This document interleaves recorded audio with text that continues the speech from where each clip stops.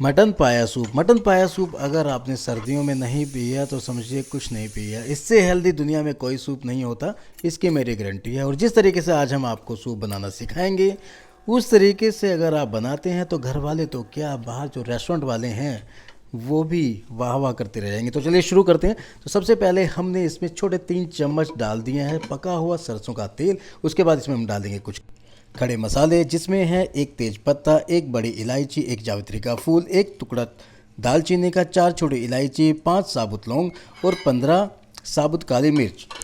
हल्का सा साबुत मसालों को चटकने देंगे। जैसे ही मसाले चटक जाते हैं तो साथ ही साथ इसमें हम डाल देंगे 2 साबुत कटे हुए प्याज। और प्याज को हम तब तक पकाएंगे इन खड़े मसालों के साथ तब तक कि उनका कच्चापन निकल ना जाए। और जैसे ही हमें लगता है कि हमारे प्याज थोड़े पक चुके हैं तो साथ में हम डाल देंगे इसमें पाए। और पाए को हमने कम से कम 10 मिनट तक इसी मसाले के साथ भूनना है। ऐसा करना इसलिए ज़रूरी है ताकि पाए का जो एक स्मेल होती है वो अच्छे से निकल जाए। 10 मिनट तक पाए को हमने ऐसे ही भूनना है। और जैसे ही 10 मिनट हो जाते हैं तो उसके बाद हमने इसमें डालने हैं कुछ अदरक के टुकड़े और 7 से 8 इसमें हम डालेंगे छिले हुए लहसुन। साथ ही साथ इसमें हम डाल देंगे हरी मिर्च। और इसमें हम जो डाल रहे हैं वो हरे धनिए के डंठल डाल रहे हैं। हरे धनिए के जो डंठल होते हैं उसका फ्लेवर जो है एक लाजवाब फ्लेवर आता है सूप में, किसी भी सूप में आप यूज़ कर सकते हैं। तो वो ये सब सामान डालने के बाद अब हम अच्छे से इसको फिर से दोबारा भूनेंगे।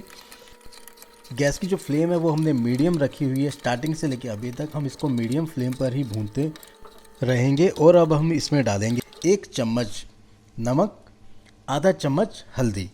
और ये दोनों चीज़ें डालने के बाद फिर से हम इसको कम से कम 5 मिनट तक और भूनेंगे। तो कहने का मतलब है कि आपको इन पायों को कम से कम 15 से 20 मिनट तक ऐसे ही भूनना है।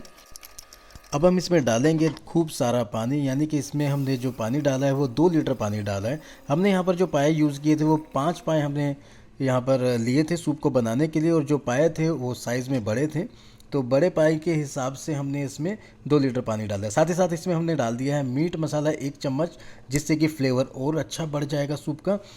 और मसाला डालने के बाद अब हम लगा देंगे इसमें ढक्कन।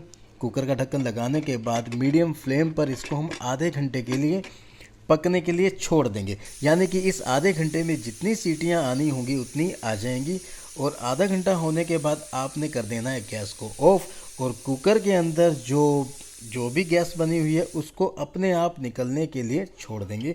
कुकर हल्का ठंडा होगा, गैस ख़त्म हो जाएगी और ढक्कन अपने आप खुल जाएगा। तो इस तरीके से बड़े कुकर में हमने सभी जो है पाए को पकाया है। इतनी देर में इजीली पाए पक जाते हैं। लेकिन अगर आपको लगता है कि पाए अभी पके नहीं हैं ठीक से तो आप दोबारा से 1-2 सीटियाँ और उसमें लगा सकते हैं।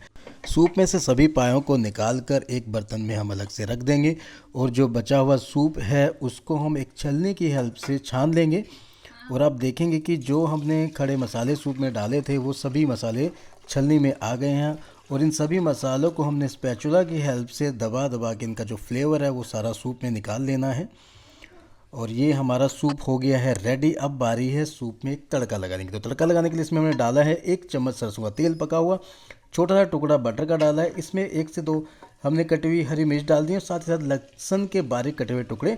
और अब हम इसमें डाल रहे हैं छोटा आधा चम्मच सफ़ेद मिर्च। अगर आपके पास सफ़ेद मिर्च पाउडर नहीं है तो आप काली मिर्च पाउडर भी डाल सकते हैं। हल्का सा फ्राई करने के बाद सूप को हम वापस कुकर में डालकर मिक्स करेंगे। मिक्स करने के बाद जो पाए हमने निकाले थे अलग से बर्तन में, हम सभी पायों को वापस सूप में डालकर कुकर का ढक्कन लगाने के बाद एक उबाल आने का इंतज़ार करेंगे। अब हम डालेंगे इसमें खूब सारा कटा हुआ धनिया। कटा हुआ धनिया डालने के बाद इसमें हम डालेंगे कॉर्नस्टार्च। कॉर्नस्टार्च को हमने 2 चम्मच एक हल्के गर्म पानी में निकाला हुआ था। कॉर्नस्टार्च डालने के बाद दोबारा से एक उबाल आने देंगे। जो पाया सूप होता है वो ज़्यादा थिक नहीं होता चिकन सूप या वेजिटेबल सूप की तरह, तो इसको ज़्यादा हमने इसमें कॉर्नस्टार्च नहीं डालना है। तो सूप हमारा रेडी हो गया है। अब हम इसको करेंगे सर्व करने के लिए इसमें एक छोटा सा टुकड़ा हमने डाला है नींबू का, कुछ हरे धनिया की पत्तियाँ, छोटा सा टुकड़ा बटर का। इस सूप की रेसिपी को घर में ज़रूर बनाएं और इन सर्दियों सूप पीने का आनंद उठाएं। धन्यवाद।